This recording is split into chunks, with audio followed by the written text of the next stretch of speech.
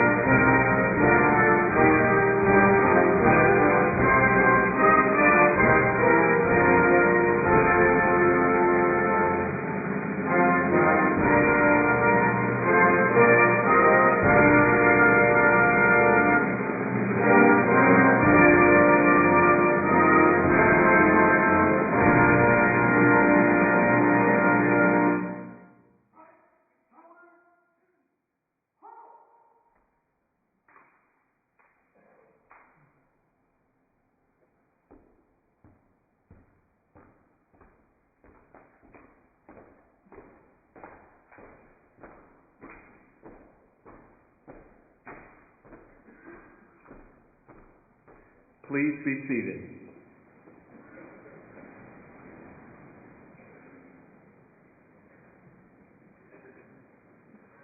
Ladies and gentlemen, the Chairman of the National Endowment for the Humanities, William Adams.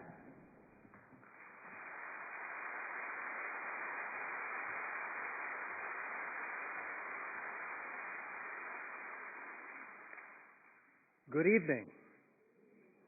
On behalf of the National Endowment for the Humanities, it is my great pleasure to welcome you to the 44th Annual Jefferson Lecture in the Humanities. I'd like to begin by thanking the National Trust for the Humanities, the Ford Foundation, and the President's Committee on the Arts and Humanities for their generous support of tonight's lecture. Several individuals, sponsors of tonight, also deserve thanks and mention.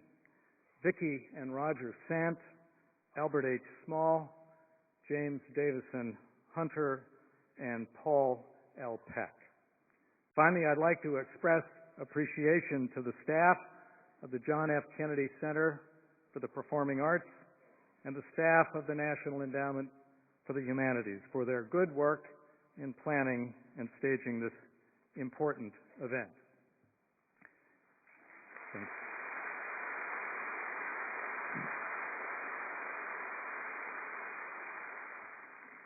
This is the 44th year of the Jefferson Lecture, the highest honor bestowed by the National Endowment for the Humanities. This free public lecture is also the endowment's most widely attended event, in keeping with the charge expressed in our founding legislation that the humanities belong to all of the people of the United States. In tonight's audience, we have school children from Baltimore, members of the administration, distinguished humanities scholars from the region and around the country, members of the National Council on the Humanities, and of course, hundreds, maybe thousands of admirers of our lecturer, who has built a large and enthusiastic following through her work on the stage, in movies, and on television. Anna Deavere Smith's remarkable body of work, and her work on the stage in particular, is said to have created a new form of theater, combining material from interviews and current events, and remarkable imagination that she brings to her work.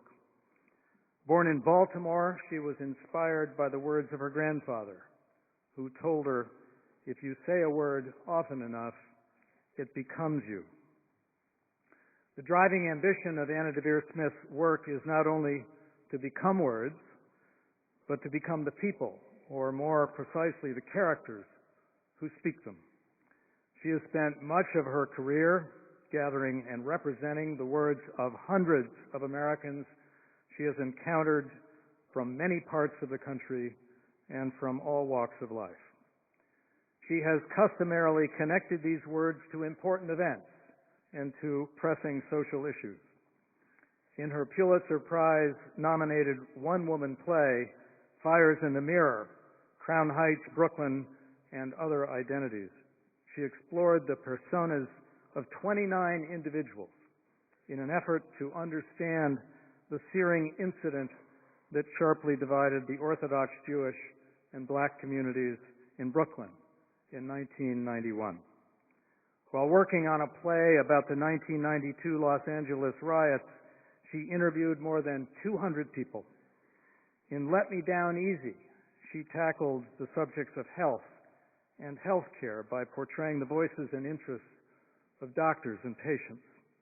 Hundreds of interviews with Washington residents and politicians were also the ingredients for House Arrest, her play about the nation's capital. In 1996, she was awarded a MacArthur Fellowship, the so-called Genius Grant. In 2013, President Barack Obama presented her with a National Humanities Medal. She has appeared in hit television shows and in movies, including The American President, Nurse Jackie, and The West Wing. A few weeks ago, I accompanied her to the Capitol, where we met with congressional staff members, and in that meeting, one of them confided that her portrayal of National Security Advisor Nancy McNally in The West Wing inspired him to seek a career in public service. The Jefferson Lecture is, of course, named for one of the country's most celebrated public servants, Thomas Jefferson, America's third president and one of our greatest humanists. In the spirit of Jefferson, the lecture seeks to bring humanities' perspective and knowledge to bear on the country, on our situation, and on the pressing issues of the day. Tonight, along with presenting characters from previous works, Anna will also share from her work in progress on the school-to-prison pipeline. Her presentation will be followed by a conversation with Jeffrey Brown, senior correspondent and chief arts correspondent for the PBS NewsHour. In different forms and registers, the humanities always seek to illuminate our experience and to deepen our appreciation for its complexity and constraints and possibilities.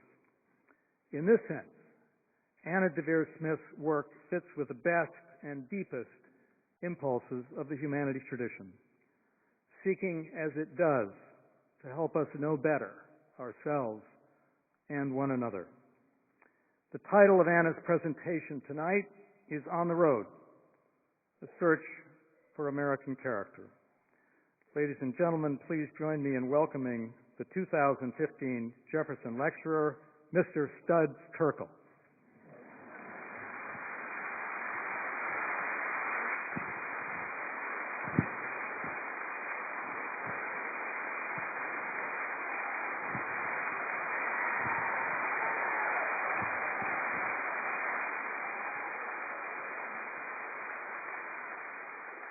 Defining moment in American history. I don't think there's one. You can't say Hiroshima. That's a big. I can't think of any one moment I would say is a defining moment, but the gradual slippage, moral slippage, is a word used by Jeb Magruder, one of Nixon's boys in Watergate. See, we've got to question the official truth.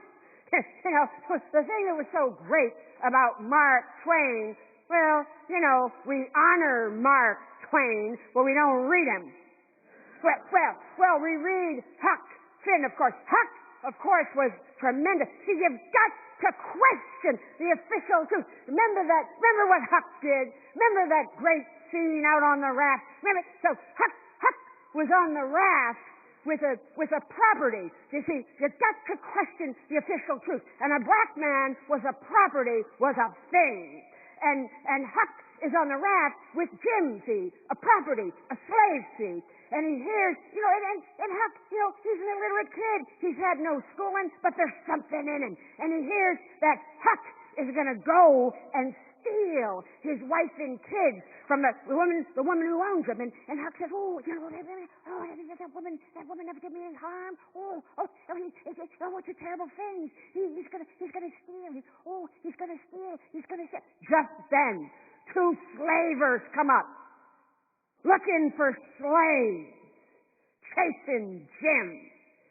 Anybody up on that raft with you? They know somebody's there. Huck. Yeah. Is he black or white?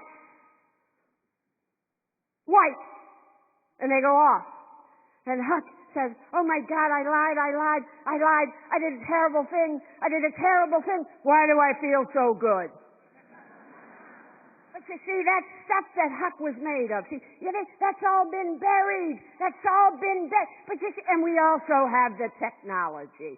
See, I say less and less the human touch. Well, I'll tell you a funny little playlet. The Atlanta airport is a modern airport, and as you leave the gate, there are these trains that take you out to a concourse and on to a destination. And the trains are smooth and they're quiet and they're efficient. And there's a voice on the train. The voice was a human voice. You see, in the old days, we had robots. Robots imitated humans. Now we have humans imitating robots. So you've got this voice on this train. Concourse 1, Omaha, Lincoln. Concourse 2, Dallas, Fort Worth. Same voice.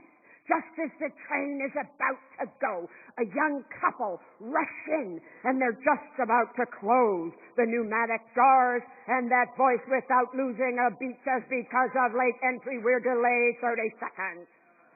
Just then, everybody's looking at this couple with hateful eyes. And I'd happen to have a couple of drinks before boarding. I do that to steal my nerves, and so I imitate a train call, holding my hand over my mouth because my breath must be 100 proof.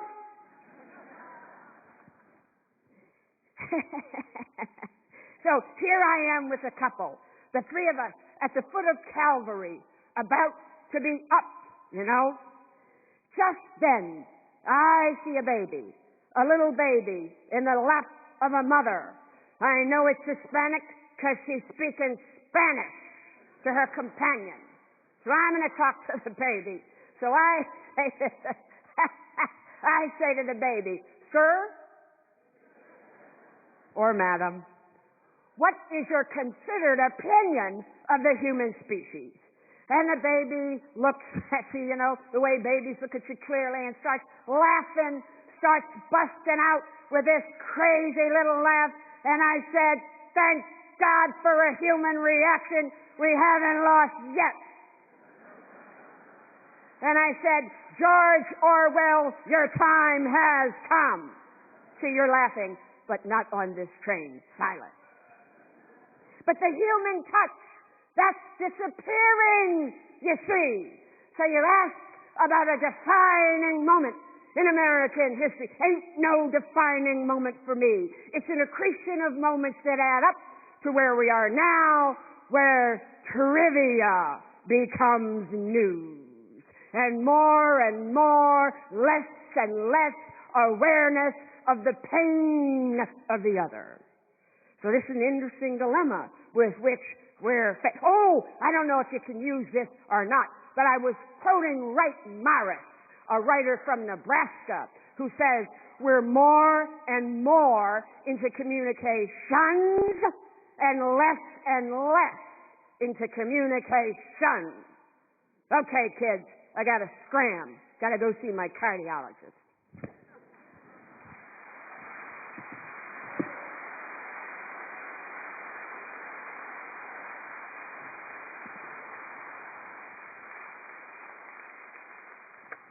I considered Studs my mentor in many ways. So you can see here, the cane was kind of acting, but I tore a tendon. I'm not in pain, but it's, you know, have you ever torn a tendon? Clap if you have. Makes me feel better. It just takes forever. So nothing hurts. I don't want you to be worried about that. I'm not suffering for my art. Thank you so much, Chairman Adams, and the trust in everyone who has given me this opportunity to be with you tonight. So, on the road to search for American character, as Chairman Adams told you, when I was young, I was struck by something that my grandfather said, my paternal grandfather: if you say a word often enough, it becomes you. If you say a word often enough, it becomes you. Three completely unrelated wordsmiths have influenced my work. First was Deavere Young Smith Sr., my paternal grandfather, black man with an 8th grade education, who started a business with a pushcart of tea and coffee. Early part of the 20th century, his shop was on Pennsylvania Avenue, and he was a deacon at Union Baptist Church. The pastor of Union Baptist Church is actually here tonight. And my grandfather spent many hours of any given day talking and listening to the people who came into the shop, some of them disenfranchised. The second influence is Queen Margaret of Anjou, who lived from 1430 to 1482 and ruled because her husband, the King of England, was mentally ill. She was a key character in Shakespeare's plays, in the Henry VI cycle and in Richard III. Richard III is gaining popularity. I guess you're all watching House of Cards. You know it's based on Richard III. They also just dug up Richard III's corpse in England, found it under a parking lot, much to the dismay of people who were upset that they would at all celebrate a child murderer, which he was, among other things. It was reburied with big ceremony. The third is Martin Luther King Jr. You know all about him. His influence has less to do with his virtuoso verbal acuity and more because of the suggestion that he made that for those of us who were trapped in limited notions of identity, we could actually be anything, certainly much more than categories of segregation implied. So I took that anything part to heart and decided to try to attempt to create new forms which would allow me, my students, and other actors to escape the limits of stereotypes. I am an actress. I'm particularly interested in that which is not me. The common accepted idea when I was in a conservatory studying acting, really a dogma, was that acting required being me because me had all the world inside. I thought that theory could only lead to a spiritual dead end. Kind of cocky. Acting, it seemed to me, would be about putting oneself in other people's shoes, not putting them in yours. Regardless of methods, the fact is that actors of all kinds have highly developed empathic imaginations. Empathy is thought to be a soft idea. Some would say that empathy is in short supply these days. If it's so soft, why is it so hard to find? Martin Buber, the Jewish philosopher, book I and Thou, suggests that if we choose I, it as a relationship, rather than I, thou as a relationship, people become things. A society made up of some human beings and some human things is problematic. The remedy is bridge building that helps understand that our real humanity is somewhere in the middle, in a limbo place, a place that is not one side or the other. Martin Luther King evokes Buber's I, thou in his letter from a Birmingham jail while making, as you know, his elegant argument against segregation. And in the same paragraph, he quotes Paul Tillich. He sources Paul Tillich. And he says of Paul Tillich, Paul Tillich said that sin is separation. King goes on, is not segregation an existential expression of man's tragic separation, his awful estrangement, his terrible sinfulness? Those of you who are secular, I hope nonetheless, might be interested in me reminding you of King's idea that we are caught in an inescapable network of mutuality, tied in a single garment of destiny. Recognizing our interconnectedness in today's society may seem difficult, but we could muster the courage to work for it again, as we have in other points in our history. Metaphorically, I can tell you, as an actor, to get from oneself to another, especially to an other who is decidedly different, requires a broad jump. Richard Schechner, one of my colleagues at New York University, the founding father of a contemporary arts discipline called performance studies, tells the story of an actress learning to play Medea. It's not going well. The director's unhappy. If the playwright were alive, he'd be unhappy. The actress is unhappy. She's beside herself and not herself. She's not Medea and she's not herself. She's a not, which is a positive. Having been raised in Baltimore, a town that was not north, not south, but very divided along racial lines, I had a robust dose of estrangement, of alienation, of separation, not only on the dividing line between blacks and whites, but also within my own race, where classism, colorism, and even churchism, which Christian church you attended, was abundant.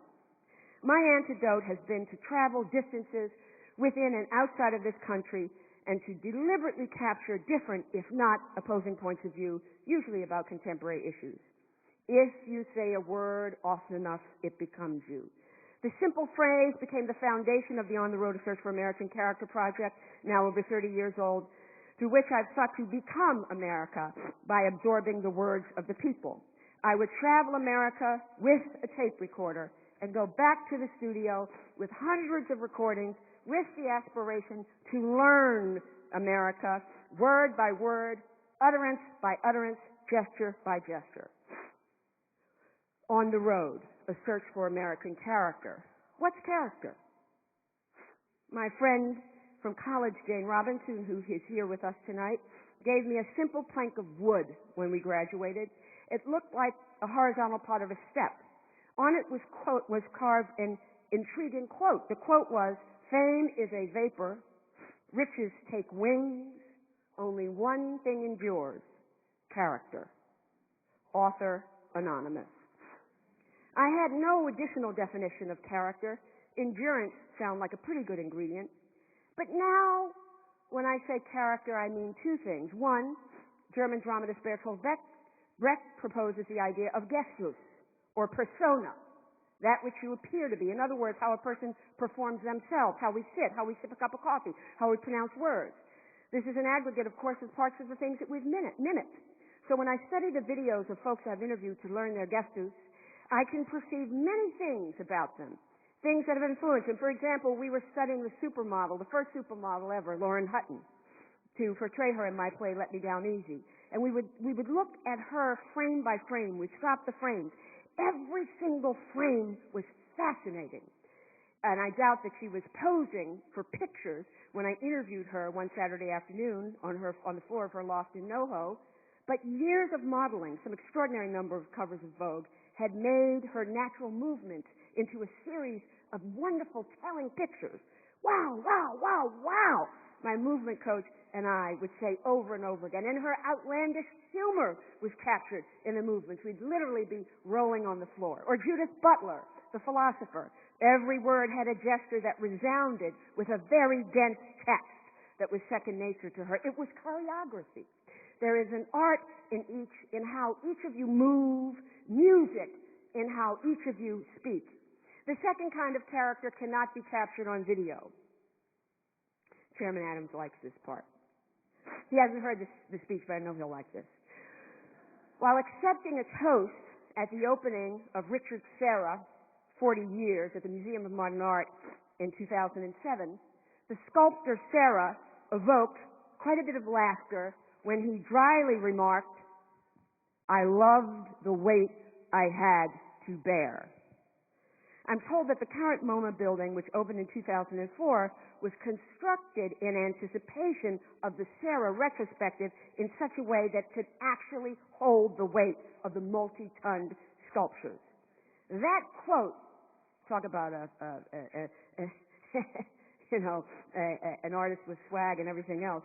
That quote, "I loved the weight I had to bear," comes from Tennyson's long poem, In Memoriam, written after the death of a very close friend. Perhaps part of character is loving the weight we have to bear. And the joy, too. Oh, that. What is American character? I've focused on really one main part of American character, the part that's written into the preamble of the Constitution, in order to form a more perfect union. In recent years, those words were evoked memorably by President Obama. You remember his named race speech during the campaign. We the people, in order to form a more perfect union, I quote from the speech, 221 years ago, in a hall that still stands across the street, a group of men gathered and with these simple words launched America's improbable experiment in democracy. The document they produced was eventually signed but ultimately unfinished. I edit. It was stained by this nation's original sin of slavery. Of course, the answer to the slavery question was already embedded within our Constitution, a Constitution that had at its very core the ideal of equal citizenship under the law, a Constitution that promised its people liberty and justice, and a union that could be and should be perfected over time. And yet, the words on a parchment would not be enough to deliver slaves from bondage or provide men and women of every color and creed their full rights and obligations as citizens of the United States. What would be needed were Americans in successive generations who were willing to do their part through protests and struggle on the streets and in the courts, through a civil war and civil disobedience, and always at great risk, to narrow that gap between the promise of our ideals and the reality of their time. I have met thousands of Americans over the last 30-some years who believe in that promise. And whether at their kitchen tables, on street corners, in judges' chambers, in offices and heads of hospitals, or in the rooms of tired teachers and frustrated school principals, public defenders, or police officers, the list goes on, the promise is alive everywhere I go. In the middle of a race riot, inside of a maximum security prison, on the Yurok Indian reservation, and the laments that people voice to me, the grievances, their awareness of injustice is a crucial part for getting to that perfect union. The perfect union is an important expectation to keep in our view. Rabbi David Wolpe of the Sinai Temple in Los Angeles describes the opposite human expectation.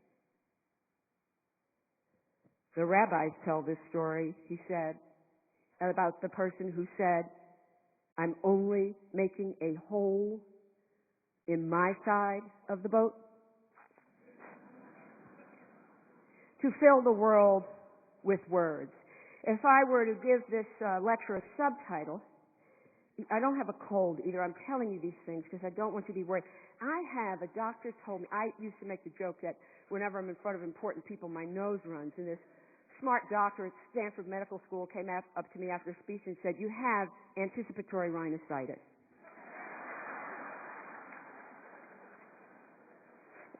I've done osteopathy. I've done everything. I've prayed. I've changed my diet. It's just that when I'm around you, all the liquids flow.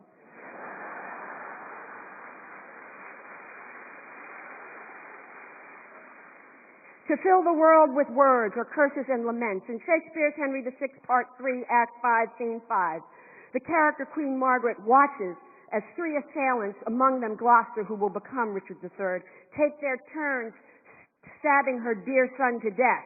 "Take that, take that, take that!" And Queen Margaret exclaims, "Oh, kill me too!"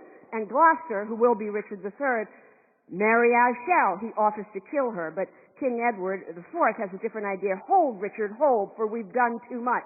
And Gloucester says, "Why should she live? To fill the world with words?" She stays over her son's dead body and is eventually taken out by force. My interest in Richard III was specifically Queen Margaret, and more specifically Queen Margaret's words, the ones that dared to fill the world. Cut to 1973. I'm in a conservatory on Geary Street in San Francisco. I've decided to give up on the plan I originally had when I left college to dedicate my life to social change. In acting classes, my classmates were changing in front of me as they portrayed all kinds of roles in scene study. I thought, well, maybe it's kind of highfalutin to think I can change the world. Why don't I just study this kind of change first? Shakespeare class, Scansion and Dynamics. The teacher is a woman in combat pants named Juanita Pat Rice. She told us that in Shakespeare's plays, character lived in rhythm and meter, not just in the meaning of a word, but equally in the music of the words rendered by the speaker. Homework. Take 14 lines of Shakespeare, say them over and over again until something happens.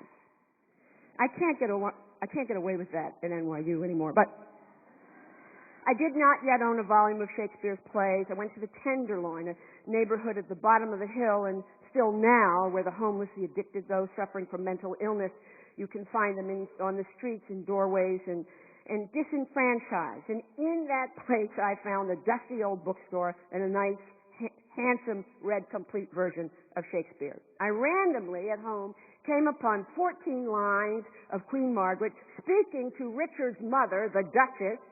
Richard had by then murdered several people, including 2 young children of Queen Elizabeth, who was also present in the scene.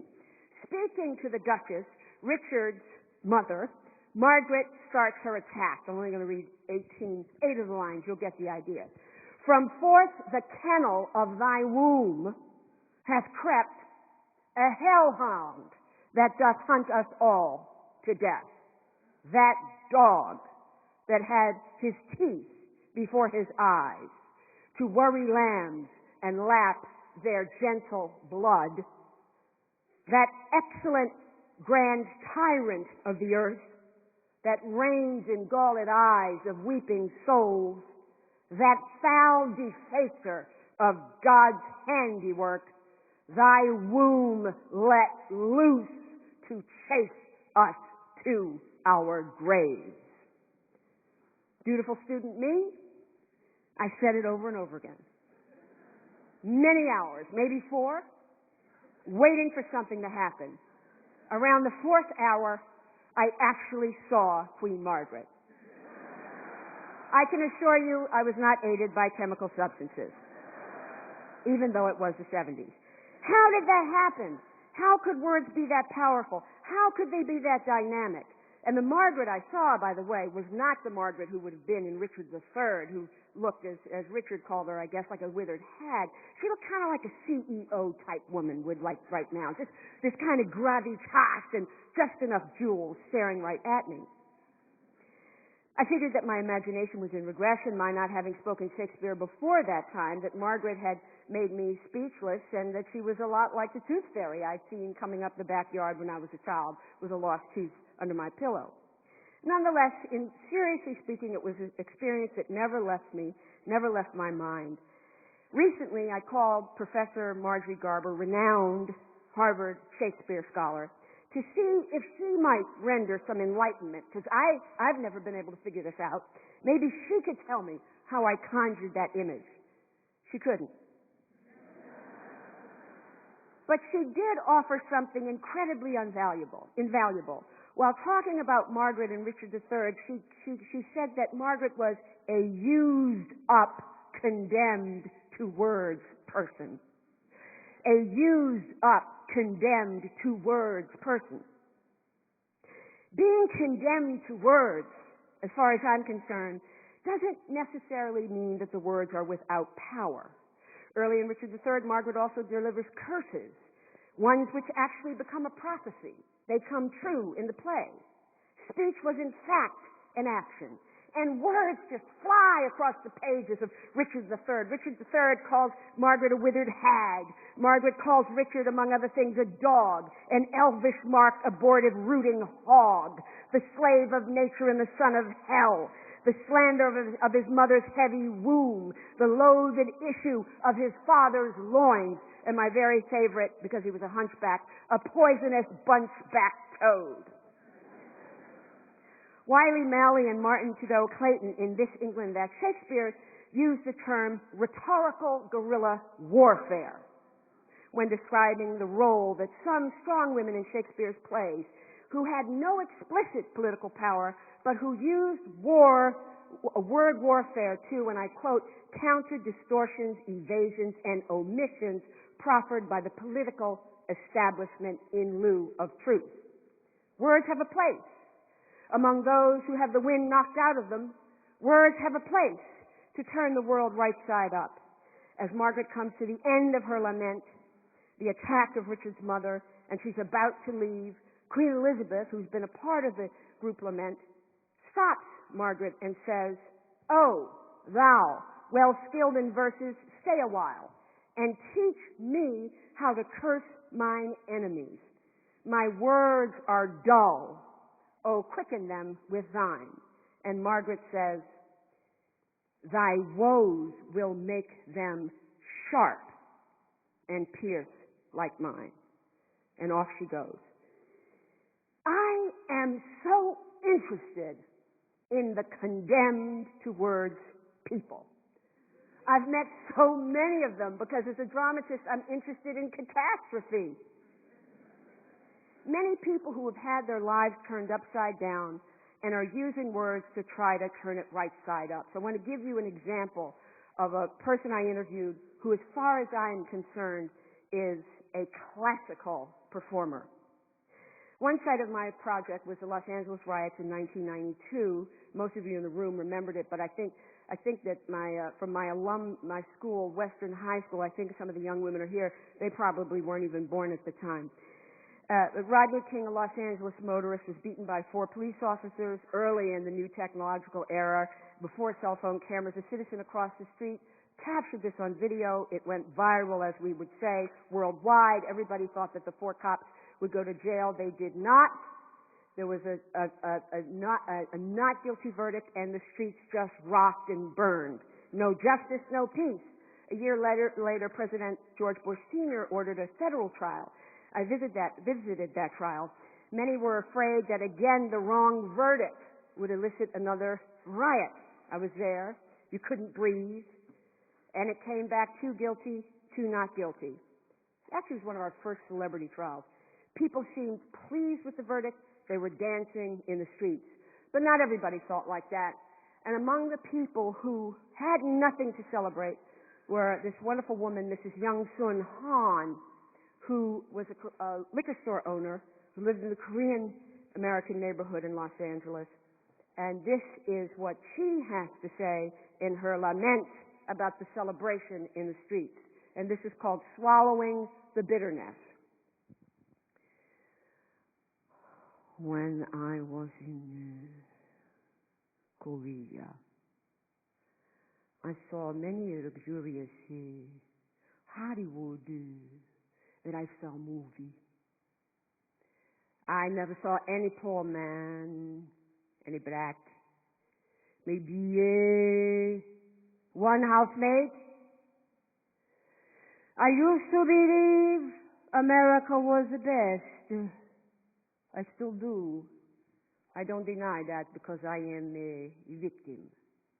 But at the end of 1992, when we were in such turmoil and having all the mental problems and all the financial problems, I began to really realize that Koreans are completely left out of this society. We are nothing. Why do we have to be left out? Is it because we are Korean? Is it because we have no politicians? Is it because we don't speak good English? Why do we have to be left out? We didn't qualify for medical treatment. No food stamps. No GR. No welfare. Anything. Many African Americans who never work get minimum amount of money to survive. We didn't get any because we had a car and a house, and we are high taxpayer. Many African Americans think they won by the trial. Some say only half justice was done. I was sitting here watching them the morning after the trial and all the day. And they were having a party. They celebrated all of South Central, all the churches. And they say, well, finally, justice has been done in this society. Well, what about victims' rights? They destroyed innocent Korean merchants. They have a lot of respect, as I do, for Dr. Martin King. He is the only model for black community. I don't like Jackson. He is the model of nonviolence. Nonviolence. Now what about 1992? They destroyed innocent people. And I wonder if that was really justice for them to get their rights in that way. I was swallowing the bitterness, sitting here alone and watching them. They became so hilarious. But I was happy for them. I was glad for them. At least they got something back. Let's just forget about Korean victims and other victims who were destroyed by them. They fought for their rights for over 2 centuries. And maybe because they sacrificed other minorities, Hispanic, Asian, we have to suffer more in the mainstream. That's why I have mixed feeling about the verdict. But I wish that I could be part of their enjoyment. I wish I could live together with black people. But after the riot, it's too much difference. The fire is still there. How do you say it?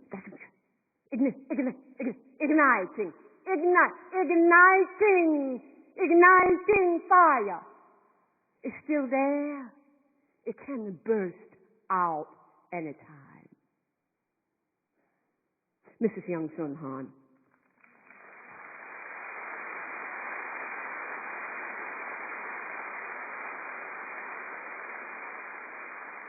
She's looking for the more perfect union. I wish I could live with black people, and she is prophetic. During the Ferguson incidents this summer, I thought about her saying the fire is still there, igniting fire. It can burst out any time. The end of the letter from the Birmingham jail, Dr. King writes, as indicated from the jail, never before have I written so long a letter. I can assure you that it would have been much shorter had I been writing from a comfortable desk. But what else can one do when he is alone in a narrow jail cell other than write long letters, think long thoughts, and pray long prayers? Condemned to words? In King's case, the long letter, the many speeches, did in fact fill the world with words, and those words created new realities. It was speech as an action. The School to Prison Pipeline Project. Thank you, Chairman Adams, for referring to it. Chief Justice of the Supreme Court of the State of California, Tani Kantil Sakaue, says it succinctly. If you're not in school, you're in trouble. Data circulated by the United States Department of Justice, and I know the DOJ is represented here tonight, reveals that a certain number of suspensions and expulsions from school and at a certain point in a youth's educational trajectory will nearly ensure that some time will be spent in youth facilities and then in adult correctional institutions. Some have been pushed out by disciplinary practices that have been found to be overzealous at best. This tendency is the product of zero-tolerance policies that came about in part because of the tragedies in Columbine. The phrase coined to describe this, the school-to-prison pipeline. Most young people in the pipeline are poor, black, Latino, Native American. Dean Deborah Stripek, Stanford University's Graduate School of Education, says, well, actually, it's a womb to prison pipeline. Her predecessor, Claude Steele, now Vice Chancellor of the University of California, Berkeley, says that the education problem is a poverty problem. LBJ called education the fifth freedom, harkening back to FDR's four essential human freedoms: freedom of speech, freedom of worship, freedom from want, freedom from fear. LBJ added freedom from ignorance in his special message to Congress on education in 1968. What LBJ was trying for needs to be revisited right now. Some say the ground for the new civil rights movement will be education. So here's a couple of pieces from that in progress, as Chairman Adams said. And one is the best description I've ever, that I heard. I've done about 150 interviews. This is the best description I've heard of it, of somebody who was on the pipeline from the Yurok tribe, and I'm happy to say that the chief judge of the Yurok tribe, Abby Abinanti, is here with us tonight. This is one of her tribe's people, Mr. Taos Proctor. This is called Kicked Out. Well, I got to about 8th grade. Well, I didn't leave. They just kicked me out. Well, I got in too many fights, and it's always my fault for the teacher. Well, since I was a kid, I have to say, I went to school. I was always in trouble. I got kicked out. And then they say I hit the teacher, and I got kicked out like Redwood School out in Smith River. Well, I just pulled away from her and said I hurt her arm or something. And I don't know, I was a little kid, probably about 8. So they kicked me out of that school, and then I went to Pine Grove School, and then I was always in the office just sitting there in trouble. I got kicked out of there, and then I went to Crescent Elk, and then I got kicked out of there, and then I went to community school, the juvenile hall, and when I went there, I wasn't really kicked out of there, they just threw me in the juvenile hall. And then I was there, I was too bad there, fighting and arguing and not doing my work, and just put me in the probation office with the probation officers. And then they tried to put me back in high school, and I tried starting doing good, but I got kicked out of there. And then I got locked up in the CYA, California Youth Authority. I moved from prison to prison to prison. Started at the lowest, went to San Quentin when I was 19. I did everything I could to stay on top of the food chain, you know what I mean? I was the best at everything I ever did in life. That's why I can't get the school thing. I'm the baddest that there is. And in prison, it's the same thing. I was the baddest of the bad. Everybody's bad in there, no matter what you are. Prison don't do nothing to make you a worser and a worser person. That's the definition of the school-to-prison pipeline by Mr. Taos Proctor.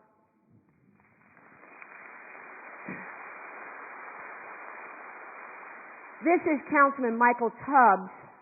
I believe he's the youngest councilman, at least in Stockton, maybe even in the state of California. This is called Tupac. Councilman Michael Tubbs. So, what I say about Stockton, California, Stockton is really ground zero for a lot of issues facing America. My aspiration right now, you're going to laugh, is really simple. I want a bank. I just want a grocery store in my district. There's no grocery store. I had no idea. I don't eat really healthy. I eat out, or, a lot of people only buy lunch all the time, or, dinner, you have meetings. And I knew it was a food desert because I studied in college, but I had no idea till my girlfriend, she's a vegetarian, she's from Stanford, and she came to live with me like a week, and she was breaking out. She's like, Michael, I just want an apple. Where can I get an apple? I couldn't think of where to get her apple. I was like, I don't know. Where can I get your apple from? It's like 20 minutes away. So that really prompted me, okay, let's do something about that. We're doing a lot of work about Boys and Men of Color Alliances, trying to figure out if we can improve outcomes for Boys and Men of Color, working with some nonprofits to get some of that foundation money in here. For a lot of young people in Stockton, there's almost this prevailing sense of nihilism. And I don't think it's peculiar to Stockton. I think in any community where you have segregation around race and class, you have a undercast of young people who just feel forgotten, neglected, and just angry. and they don't know what to be angry at. I think they understand that there are some things structurally wrong, but they haven't been taught what it is. So a lot of times it manifests itself in self-blame or it's our fault or I need to work harder when often part of that's true, but oftentimes there are real structural forces keeping people down. And so for young people in Stockton, there's almost a sense of nihilism in terms of only for the most marginalized, the most vulnerable, like what I do, what I'm doing doesn't matter. It's a sense of level aspiration in terms of not being exposed to everything that's out there. But there's also this amazing resilience. Whenever I talk to young people in Stockton, I always quote the Tupac poem about the rose that grew from concrete, when he talks about long live the rose that grew from a crack in the concrete where no one else cares. And I think that really illustrates young people, my opinion, Stockton, who are growing in cracks of concrete, not in soil, but in concrete where they're not supposed to grow. And sometimes they come out a little bit of scars, sometimes they come out with a couple petals not perfectly right, but the fact that they are growing and trying to thrive in a community with so many problems to me is inspiring. I always talk in stories that illustrate points. So when I was on a campaign, I was reading to a group of first graders, and I was reading about Martin Luther King Jr. And when I got to the part where he was assassinated, I tried to get through the page really quickly because I didn't want to be talking like the 6-year-olds about death. But before I could turn the page, one little boy said, "Mr. Tubbs, my uncle got shot." And he said so matter-of-factly, I thought his uncle lived. I said, "Oh, I'm so sorry, but I'm glad he's still with us now." He said, "Oh, no, he died." And then another little boy said, "Mr. Tubbs, my cousin got shot." And before I could turn the page, every student in that classroom knew somebody who had got shot or was a victim of a violent death. And I remember, look at the teacher, she was tearing up, I was tearing up. And I think that really illustrates some of why nihilism and trauma and violence is so routine and so normal that a 6-year-old can look you in the eye and say, "My uncle died," and say it so matter of fact. At 6 years old, what happens at 7, 8, 9, 10? Young people aren't dumb. They may not have fancy academic language, but they know there's not much opportunity. They know they go to schools where it's a big deal, go to college. They know there's not a whole bunch of private sector employment in the city. So they may not know how to describe these things. They may say there ain't nothing for us here. You know, I think that leads to just a nihilism, especially around our young men. It's the population that's been, the dropouts, those in the pipeline, those that killing each other. It's just this idea that the value of life, like my life doesn't matter. What life is this? Well, I'm struggling to eat every day. What life is this when I can't see past 18? I just want to live to be 25. It's heartbreaking, and that's the nihilism. That's how the nihilism manifests itself. You know, it's funny because I'm a councilman part of the time, but I'm also a teacher. And I think for me, the biggest thing I've seen is just a disparity of resources and opportunities. I remember hearing some of the things my friends did, hearing about some of the things my friends did at Stanford, actually just watching how they acted at Stanford. I was like, wow. If one of my friends at Stockton did that, they'd be arrested. I remember we were in South Africa, and all my housemates were just smoking weed every day, like so openly. And I was like, you can't do that in Stockton. You get arrested. And, I got really upset because they'd be so flippant about it. Prison or death. There's really no other alternative option for young people in Stockton. Prison or death.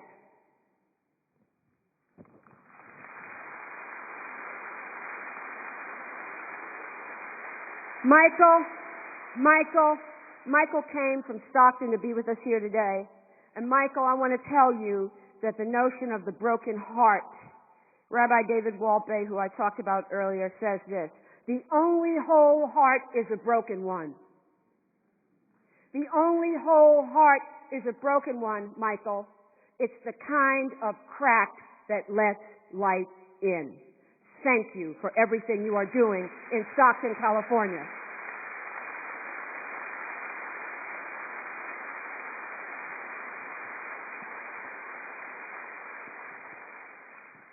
The last piece in the School of Prison pipeline is Miss Linda Wayman, who's a principal at Strawberry Mansion High School in Philadelphia, North Philadelphia. So the first thing you're going to hear is the announcement that goes to change classes, which she does each time. 10 is Wayman. 9 is Wayman again. 8 is definitely Wayman. 7 it's me. 6 5 4 3 2 1. You belong in that classroom. Let's make this time count. You should be in the room. Teachers, lock your doors. Thank you. We do that every period. First of all, they like it, and it helps to get to class on time. I wound it up in this school in the middle of North Philadelphia with 40% of my students in special ed, and most of them come from incarceration because every charter school around here won't take them in. And they will tell you, oh, we don't have a selection process. Oh, yes, you do. Oh, yes, you do. Stop saying you don't have a selection process. I wish you would just stop saying that.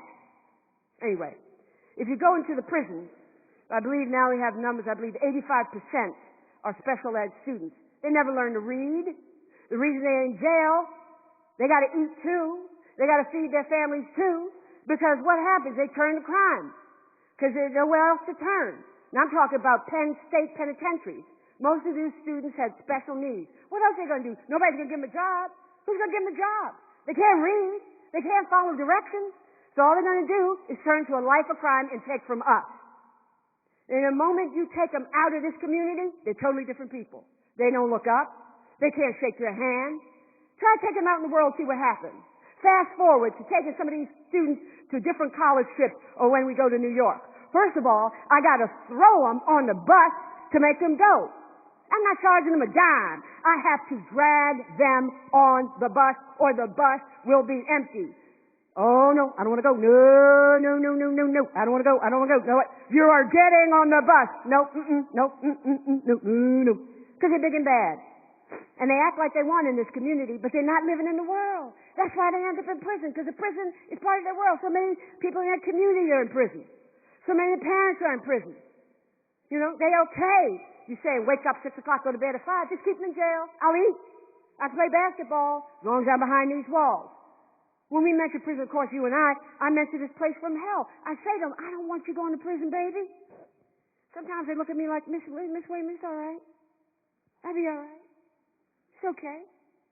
Miss Wayman, it's not as bad as I thought it was. I could eat. And then I lost them. And that's why I try to tell the police in here, your first reaction is not going to be locking nobody up from here. No. They're not getting their first offense from no school. They didn't do anything. No, they're not. Because once they get a felony, they're done. They're done. These teachers must fight for these students or do not move them on to the next grade. Try to do the best that they can. Get help for these kids. Should have passed them on year after year after year. And bring them to me in the 9th grade with a 1.7 reading average. I get students here 19 years old, 1.7 reading average, 2.3 reading average, where I can't even get them in the classroom that needs to be for reading support. I'm not going in there, Wayman. Now what did I have to do? I had to put Miss McClendon at the end of the hall and put black paper up on a window because the kids didn't want to go in there and do that work. Because it's 1st and 2nd grade. Okay, let's read, everybody, what sound, what word. They embarrassed. I knew they'd be embarrassed. So I put Miss McClendon down the end of the hall. I said, Miss McClendon, get them in there. She gets them in there. It's a struggle. I have to still attempt to get them to read. That's still my job. It's still my job. It was somebody else's job 12 years ago. And then they want to talk about all African-American Latinos locked up in jail. Well, they're not educated. Some people say, well, you know, Wayman, they created it for themselves. They did it for themselves. They can't help by whom they were born. You had a praying mother. I had a praying mother. I had a mother. My mother. Oh, whew, it would never happen to me. Because she would have never allowed. Well, my mother was just special. No, she just went to high school. You know, but she always told us, said, Linda, look around you. Everybody in our entire family is poor. But there's one thing we have in common, all of us. None of us ever went to college. Now, I don't know nothing about college, Linda. Don't know much about it. But if none of us have ever been to college and we all poor, Maybe if you go to college, Linda, you won't be poor. Maybe that's it. She said, try that. She knew all of us were smart. Well, I wasn't really smart. My younger sister was a smart one. You know, my mother never had any money. So every Sunday after church, she put us on a different bus route because all the bus routes back then were free. She would say, what bus route you want to go on today? She had a schedule. We'd close our eyes. That one right there, Mom. Oh, that's the C bus. Okay.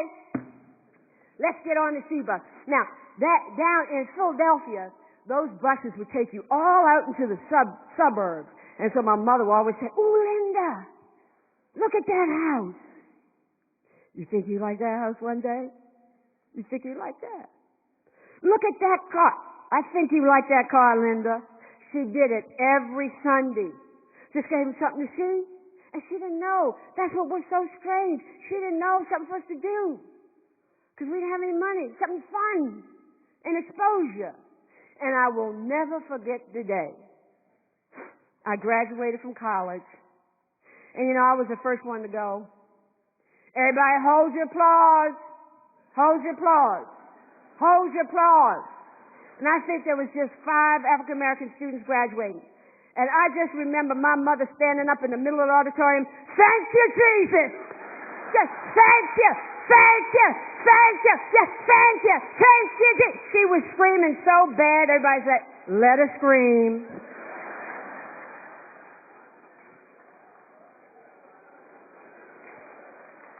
She would not sit down. She was just screaming at the top of her lungs. It's deep down here. It's deep. These students said, "Manson, they're afraid to get on the bus. My mother made us get on." "Oh, look at that coat, Linda. That's a nice coat." Every single Sunday. But if we don't, as a society, find this compassion to say, okay, it's my job to get one kid back on the road. They're not lost. They're wandering. They just lost their direction. Trying to get somebody to listen to them. Can somebody please help me back on the road? I'm lost. There's nobody out there to lend them a hand and say, the street that you need is that one right there. For my students, wandering starts very early, 1st grade, 2nd grade, definitely 3rd grade. And I believe I was put here on this earth at this time, on this day, to come into this community and inspire some hope in people who have lost hope. And worse than that, never had any. They were not even born with hope. I was at a college the other day. "Miss Wayman, we got a surprise for you." I said, "You do?" And I walked in there, and there was one of my old students. Oh, she was awful in school. I walked in there. I said, "Joselle, you never told me you were going to college." She said, "Miss Wayman, I just want to thank you." And she was awful. And just to see, and Joseph, when I tell you she was terrible, wouldn't go to school, hanging out with the boys, and to walk in there, I said, "Just one, Jesus. Just one." That's the way I look at it. Just one. I'm not trying to do the masses. I'm trying to save one at a time. And I think if everybody say in their mind, just one kid. If I could say something nice today to just one kid, it'd be a better world.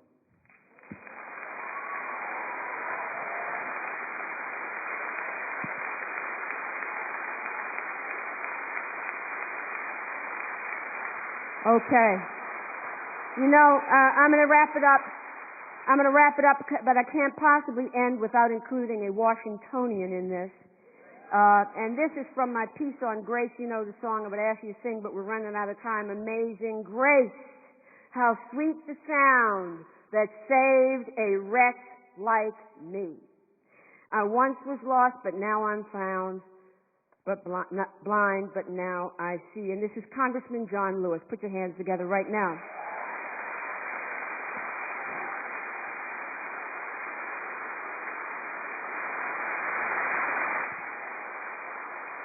And this is what I want you to take with you, whatever it means to you in your life. Michael Tubbs, listen up. Abby Abernathy, listen up. This is called Never Give Up. On our way, on this trip that we've been taking for the past 13 years, Congressman, going back, I've been going back every year since 1965, back to Selma, to commemorate the anniversary of Bloody Sunday that took place on March 7, 1965. But we usually stopped in Birmingham for a day, and then we'd go to Montgomery for a day, and then we'd go to Selma. But on this trip to Montgomery, we stopped at First Baptist Church. The church was pastored by Reverend Ralph Abernathy. I used the same church where I met Dr. Martin Luther King Jr. and Reverend Abernathy in the spring of 1958. Young police officer, the chief, came to the church to speak on behalf of the mayor that was not available. And he made a very moving speech. The church was full. Black, white, Latino, Asian Americans, members of Congress, staffers, family members, children, and grandchildren. And he said, what happened in Montgomery 52 years ago during the Freedom Ride, when we arrived, was not right. He said the police department didn't show up. They allowed an angry mob to come and beat you. And he said, Congressman, I'm sorry for what happened. Want to apologize. This is not the Montgomery that we want Montgomery to be. This is not the police department I want to be the chief on. Before any officers are hired, he said, they go through training. They have to study the life of Rosa Parks. They have to study the life of Martin Luther King Jr. They have to know the historic sites of the movement. They have to know what happened in Birmingham, what happened in Montgomery, and what happened in Selma. He said, I want you to forgive us. He said, to show the respect that I have for you and for the movement, I want to take off my badge and give it to you. The church was so quiet, no one said a word. And I stood up to accept the badge and I started crying. Everybody in the church started crying. There was not a dry eye in the church. And I said, Officer, Chief, I cannot accept your badge. I am not worthy to accept your badge. Don't you need it? He said, Congressman Lewis, I can get another one. I want you to have my badge. And I took it. And I'm never, ever going to forget it. And I'm going to hold on to it forever. But he hugged me. I hugged him. I cried some more. You had Democrats and Republicans in the church crying. Young police officer, deputy assistant, young black officer was sitting down. He couldn't stand. He cried so hard like a baby, really. It was the first time in any city, any police chief in any city where I visited or was arrested in the 60s ever apologized or where I was beaten. It was a moment of grace. It was a moment of reconciliation. And the chief was very young. He wasn't even born 52 years ago. So he was offering apology and to be forgiven on behalf of his associates, his colleagues of the past. It was a moment of grace. It means that the suffering and the pain that so many people have suffered are being redeemed. And then for the police officer, the chief, to come and apologize and ask to be forgiven. It felt so good and at the same time so freeing and so liberating to have this young man. He hugged me. He held me. And I felt like, I'm just one. I'm just one of the people. But many people were beaten. It is amazing grace, that line in there, save a wretch like me. In a sense, we all falling short. Save a wretch like me. We all just trying to make it. We all searching. Like Dr. King said, we out to redeem the soul of America. We first have to redeem ourselves. This message, this act of grace, or the badge, says to me, hold on. Never give up. Never give in. Never lose faith. Keep the faith. Because even in a city like Montgomery, in this day and age, for this young man, something moved him. It takes what I call raw courage to go with his spirit, to go with his soul, to go with his heart. He's a very interesting, really interesting man. I'm thinking calling him up, saying hello to him. How you doing? Only time something like this happened before was a member of the Klan, Rocky Hill, South Carolina, who beat me and my seatmate on May 9th, 1961, during the Freedom Ride. He came here in office. His son had been encouraging to seek out the people that he wronged. And he came in office. He said, Mr. Lewis, I'm one of the people who beat you on May 9th, 1961.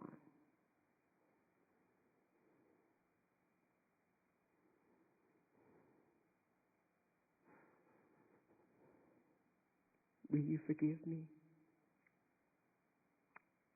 I won't apologize. I said, I forgive you. He started crying. His son started crying. I started crying. He hugged me. His son hugged me. And I've seen that guy 4 times since then. He called me brother. I call him brother. Thank you so much for being with me tonight. Thank you again, National Endowment for the Humanities.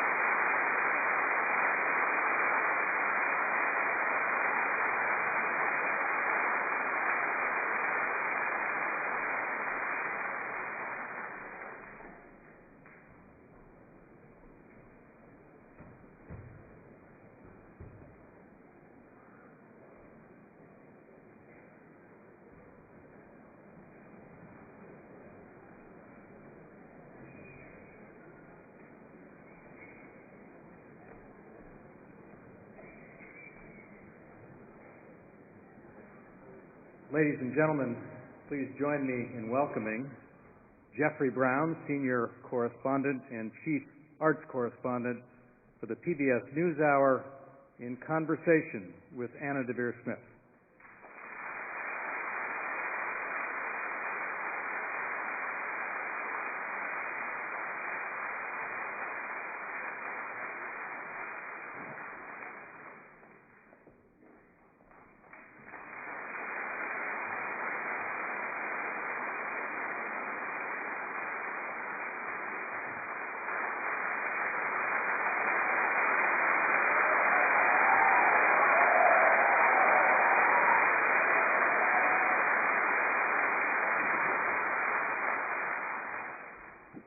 Made you walk out, made you walk back. I know.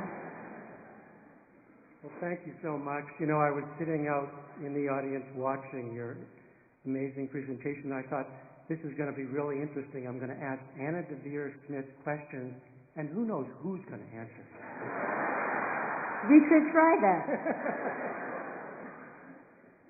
I want to thank Chairman Adams for asking me to participate here, and I want to thank you for allowing me to join Thank you. join the celebration.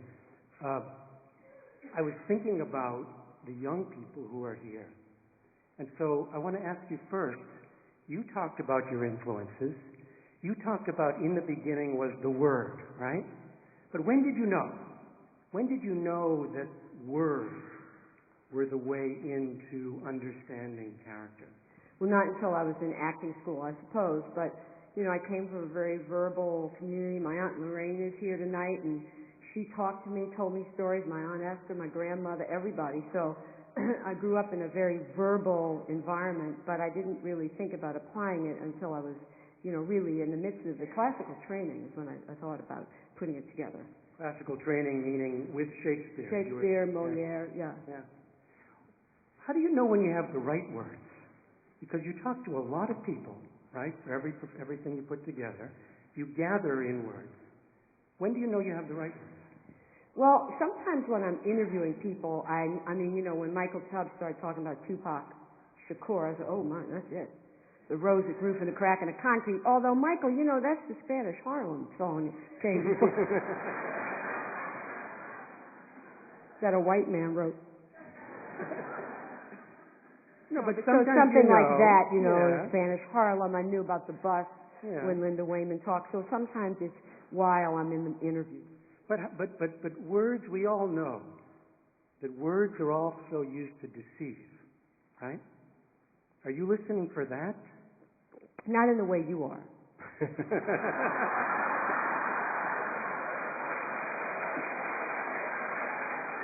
Fair enough. Yeah. I mean, you know, there's this thing. I'm not a courtroom. You know, I'm not in a relationship with any of these people. Yeah. I'm in this particular art form of humanness, which is good and bad.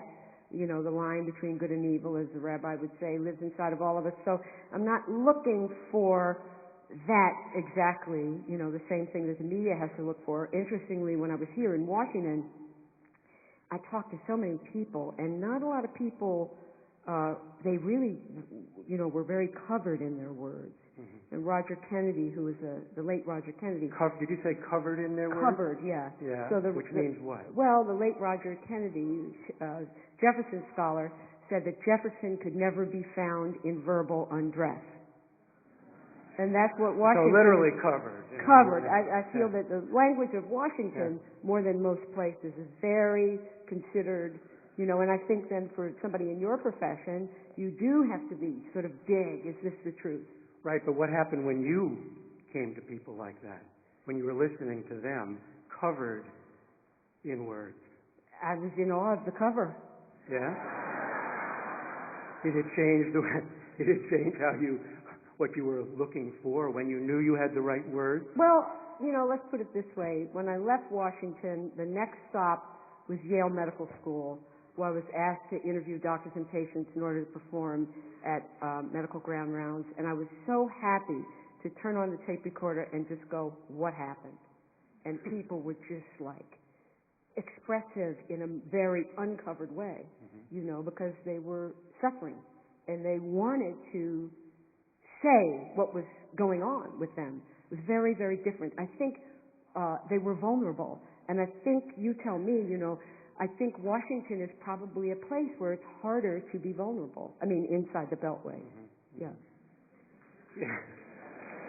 You're applauding that? I'm not sure why they're applauding that. If we go back many, many years to the beginning of this, you started this not thinking that you were going to be the performer, right? The idea was for actors.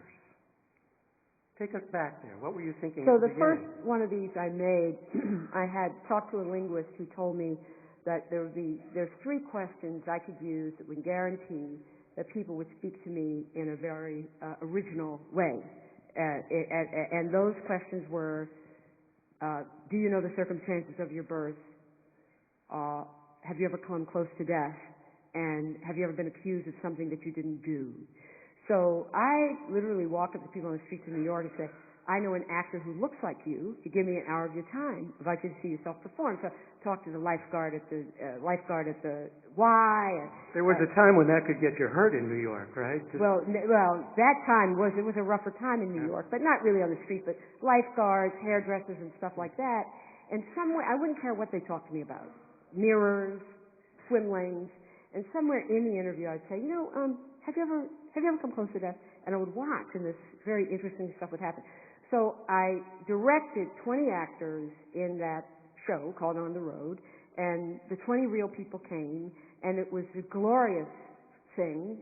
But right after it, I thought, I'll never be able to raise enough money to pay all the actors. And but I want to do this. This is fun. And I remembered that I was a mimic when I was a child. It was something I had stopped doing. I'd sort of outgrown it, particularly in acting school, everything, And I thought, well, I'll just do all the parts in the meantime. And then, this is what I ended up doing. But so the reason is really a practical reason, resources. You Money. just didn't have money. Money. But now, a lot of actors are doing this type of thing, so maybe I should revisit it. Yeah, but it's also interesting, again, thinking about the children in the audience, that we're sitting here and you're being feted and you're famous and you can fill this house, but it's a reminder that it was not always thus. Have you forgotten that ever? I mean, my friends who are here tell you, something happened on Friday that makes me not forget it. There's always something. This business that I'm in is very sometimey. I think it's why my aunts, like my Aunt Lorraine and my Aunt Mildred, were like, don't stop teaching.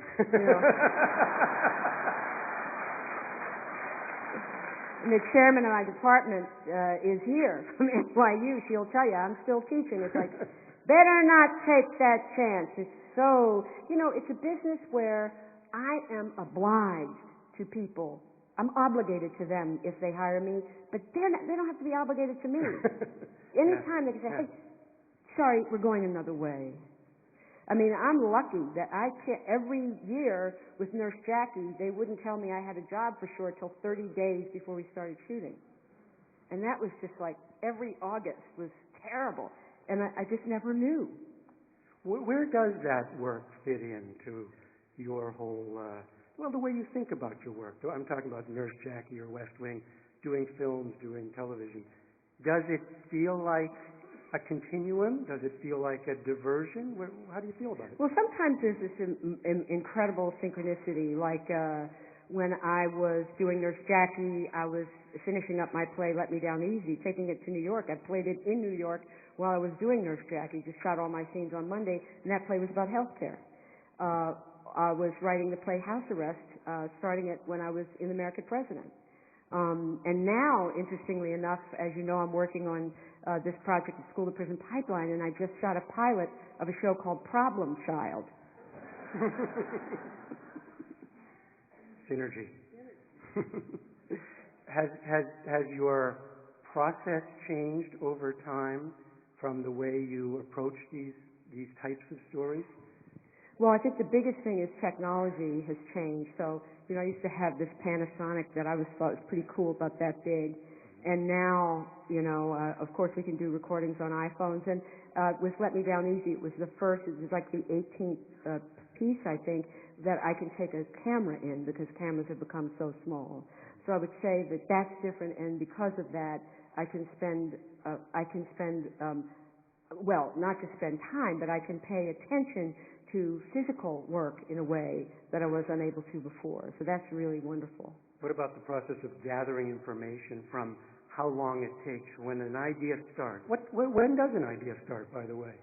Well, it depends. Well, what makes it start? Well, I think the healthcare play came out of being having a visiting professor at Yale Medical School, which was just like a gig, but I was just really grabbed my heart, those patients, and the doctors too.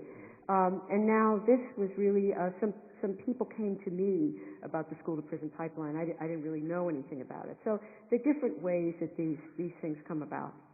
And when do you start putting it out into the world? Well, this show I'm putting out in the world much faster than anything I've ever done. And that's in large part because my specific goal with the school-to-prison pipeline is to create conversation about this.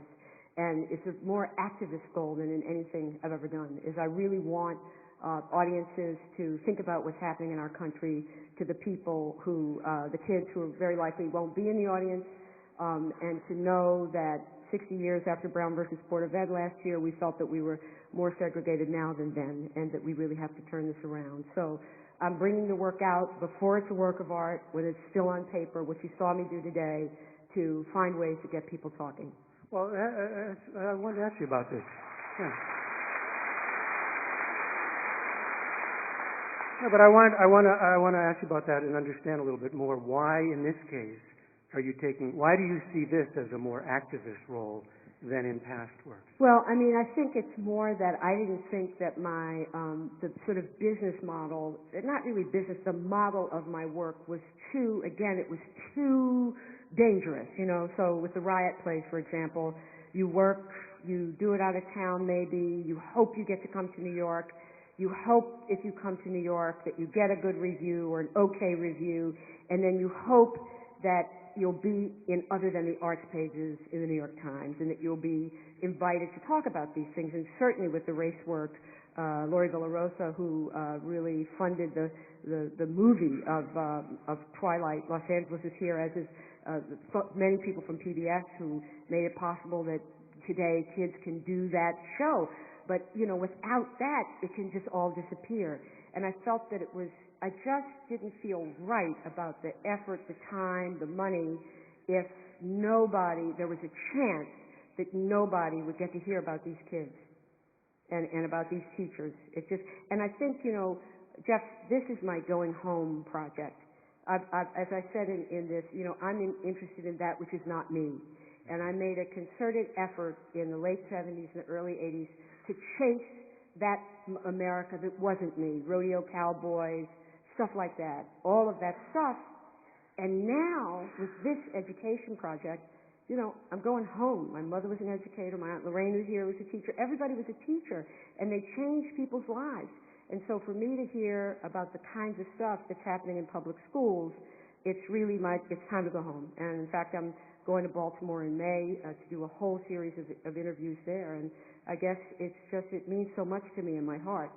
Because I believe what LBJ does, that, you know, freedom from ignorance, it's just not right. You know, but what I'm wondering, what I was wondering, you talk so much about your engagement with your subjects, you know, giving people a voice or bringing that voice out. What's the engagement you want with the audience, with us? What do you want from us? Well,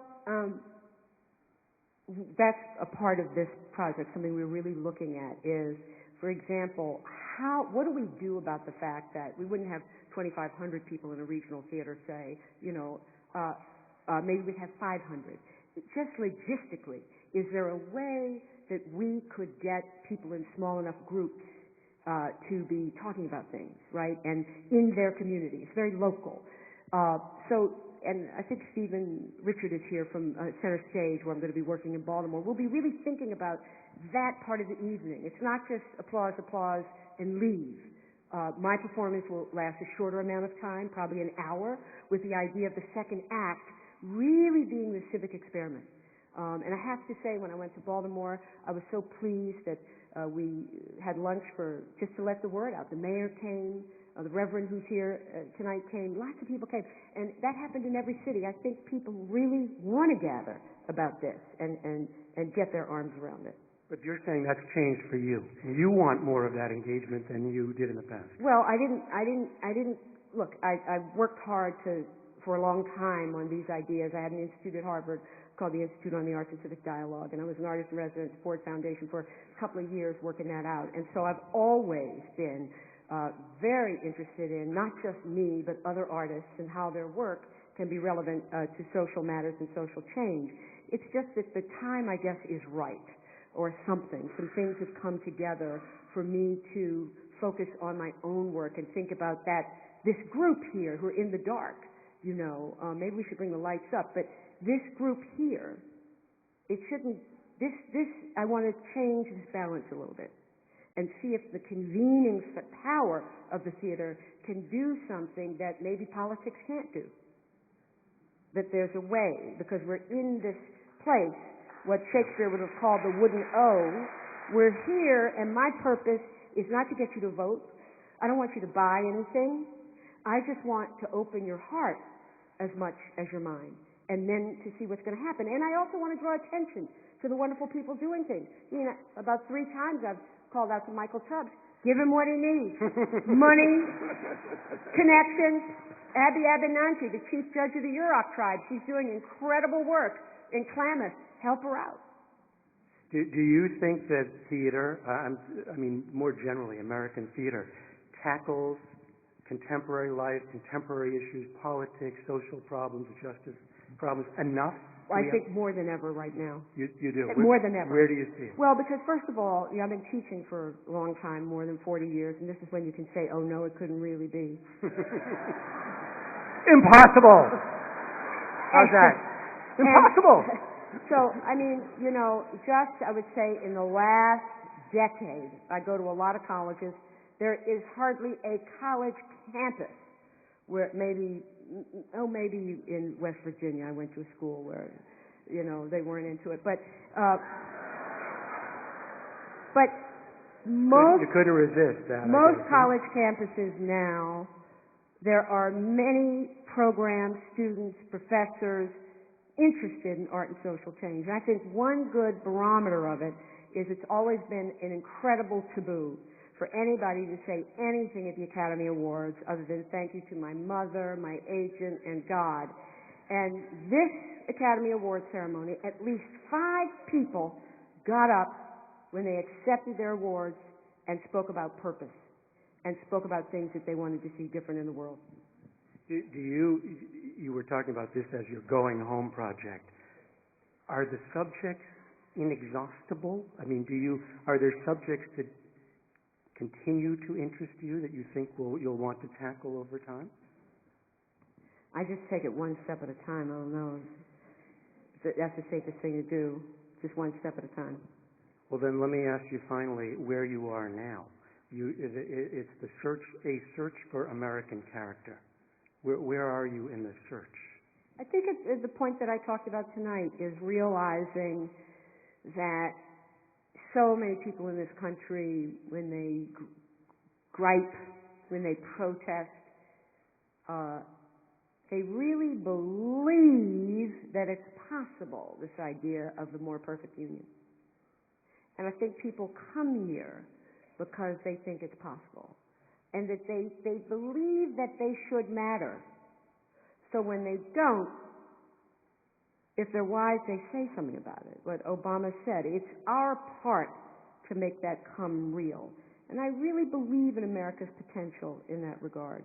We're sitting in a city where it's a broken place. That's what we hear all the time. Politics is broken. But you're not offering a message that's broken. Doesn't sound that way. You still think there's hope. Totally. Do you?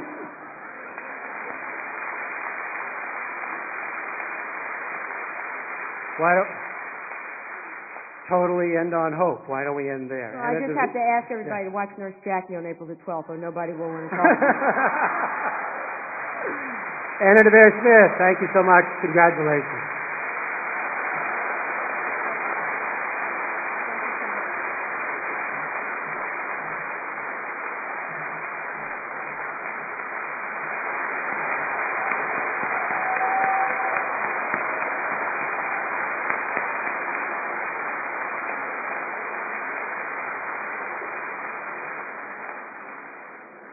Thank you so much again for coming to this Jefferson lecture. What an extraordinary experience. We'll have another one next year. See you in 2016. Thank you very much.